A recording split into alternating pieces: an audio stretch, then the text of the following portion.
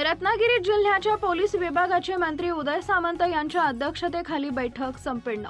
रत्नागिरी जिल्ह्याच्या पोलीस विभागाचे पालकमंत्री उदय सामंत यांच्या अध्यक्षतेखाली बैठक पार पडली।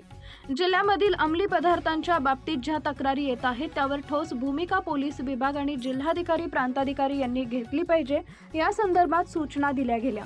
अंमली पदार्थाचा जिल्ह्यामधून नायनाट झाला पाहिजे, यावर कशा पद्धतीने कारवाई करायची याचं नियोजन देखील या संदर्भातील सूचना देखील दिल्या गेल्या। अंमली पदार्थाच्या विळख्यातून मुक्त हा रत्नागिरी जिल्हा महाराष्ट्रातील पहिला जिल्हा असेल, अशा पद्धतीने अधिकाऱ्यांनी काम करावे, अशा सूचना या बैठकीमध्ये दिल्या गेल्या।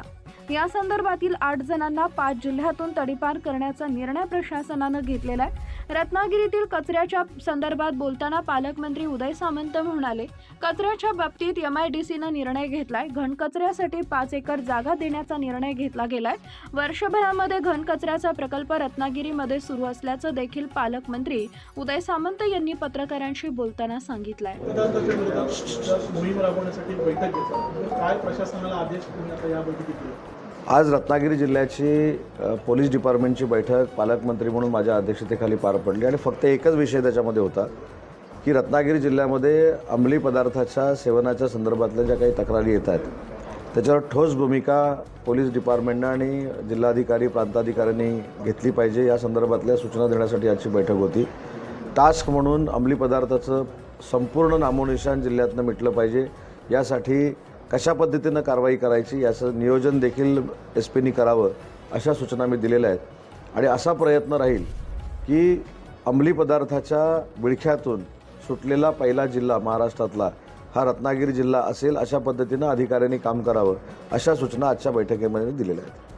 पण एकंदरीत इतक्या गांभीर्याने एवढं हे प्रकरण होत आहे आणि पोलिसांकडनं काय आता तुमच्या भविष्यात अपेक्षा काय पाहिजे? ते मी आणि ही तुम्हाला एक बैठक पण देखील कशी घेतली माहिती की तुमच्या सगळ्यांच्या समवेत बैठक घेतलेली आहे। याचं कारण पोलिसांनी काय केलं पाहिजे ह्या अपेक्षा आम्ही या ठिकाणी व्यक्त केल्या, तशा तुमच्याकडनं देखील आमच्या अपेक्षा ज्या आहेत अवेअरनेस क्रिएट करण्याच्या, एखादी बातमी करत असताना याच्यामधनं सकारात्मक दृष्टिकोन डोळ्यासमोर ठेवून करावी, ही विनंती तुम्हाला देखील मी केलेली आहे। त्याच्यामुळं पत्रकार, प्रशासन, शासन असं जर एकत्र आलं तर आम्ही जे 2 महिन्याचं 3 महिन्याचं टार्गेट घेतलेलं आहे ते लवकरात लवकर पूर्ण होईल, याची खात्री 100% पालकमंत्री म्हणून मला आहे। राजकीय हस्तक्षेप पोलिसांनी नाही, मी तर असं सांगितलं की अशा बाबतीमध्ये राजकीय पुढाऱ्यांचा जर फोन आला तर ज्याचा फोन येतोय त्याची डायरीमध्ये नोंद करून घ्यावी की अंमली पदार्थ बाळगणाऱ्या व्यक्तीला सोडण्यासाठी अमुक अमुक राजकीय लोकप्रतिनिधीचा फोन होता।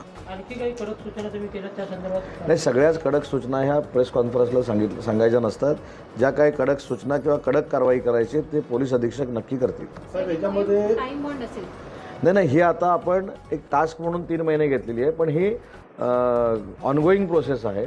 3 महिन्यानंतर हे सगळं संपणार आहे अशातलं बघणं, नवीन कोणतरी तयार होईल, त्याच्यामुळे ते तयार होणार नाही याची देखील दक्षता घेतली पाहिजे आणि ही मोहीम चालतच राहील। 15 दिवसामध्ये रिपीटेड गुन्हे या बाबतीतले अंमली पदार्थाच्या बाबतीतले जे केलेले आहेत त्या 8 लोकांना तडीपार करण्याचा निर्णय प्रशासनाने घेतलेला आहे आणि त्यांना तडीपार केलेला आहे। 5 जिल्ह्यातनं तडीपार केलेला आहे। तर यामध्ये किती वयोगटाची म्हणजे मुलं आहेत जी सेवन करतात अंमली पदार्थ? यामध्ये वयोगट आपल्याला सांगता येणार नाही, परंतु लहान मुलं देखील याच्यामध्ये येऊ पाहत आहेत। काही मुलं त्याच्यामध्ये आलेली आहेत। काही जी टोळकी रात्री 10-12 नंतर काही मोजक्या नाक्यांवर बसलेली असतात त्यांना देखील तपासावं, अशा सूचना मी दिलेल्या आहेत। आणि आपल्या माध्यमातून मला युवा पिढीला एक विनंती करायची आहे की अंमली पदार्थाच्या विळख्यात आपण येऊ नये। फार मोठी मोहीम ही पोलिसांनी हातामध्ये घेतलेली आहे। स्वतःचं करिअर याच्यातनं उद्ध्वस्त होऊ शकतं पोलिसांच्या कारवाईमुळं, हे देखील तरुणांनी लक्षामध्ये घेतलं पाहिजे। जे मूळ आहे त्याच्यापर्यंत आपण पोचणारच आहोत, पण त्या मुळापर्यंत पोचल्यानंतर जर तरुणांची विकत घेतलेल्यांची नावं आली तर त्यांच्यावर देखील कारवाई होणार आणि ती मोहीम ही सुरू झालेली आहे अख्ख्या महाराष्ट्रामध्ये। त्याच्यामुळे स्वतःचं शैक्षणिक करिअर किंवा आयुष्य या सगळ्या गोष्टीमध्ये कोणी बर्बाद करू नये, अशी माझी पालकमंत्री म्हणून आणि त्यांचा एक मित्र म्हणून त्यांना विनंती आहे। तर दुसरा एक मुद्दा असेल मिरजोळ असेल, या भागामध्ये मोठ्या प्रमाणात कचऱ्याचं साम्राज्य पसरलेलं आहे। कचऱ्याच्या बाबतीतला MIDCने निर्णय घेतला आहे। घनकचऱ्यासाठी आम्ही 5 एकर जागा द्यायचा निर्णय घेतलेला आहे। टेंडर देखील 8.5 कोटीचा निघालेला आहे। वर्षभरामध्ये घनकचऱ्याचा प्रकल्प या 5ही ग्रामपंचायतींना इन्क्लूड करून मोठा रत्नागिरीमध्ये सुरू होतो।